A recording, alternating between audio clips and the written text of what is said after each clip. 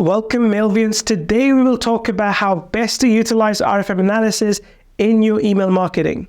RFM is a powerful tool that segments your customers based on their purchase behavior. This means sending the right offers to the right people at the right time. But before we dive into the how-tos, I highly recommend checking out our training on RFM basics and RFM segments explained for a solid understanding.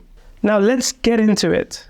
Step 1 is choosing your RFM approach. This is crucial and depends on two main factors: the volume of sales your company makes per month and how pivotal email marketing is to your business. For businesses with less than 500 sales a month, a 5-segment approach is ideal. Between 500 to 5,000 sales, go for 8 segments. And if you're making over 5,000 sales a month, the full 11-segment approach will allow for the most detailed targeting.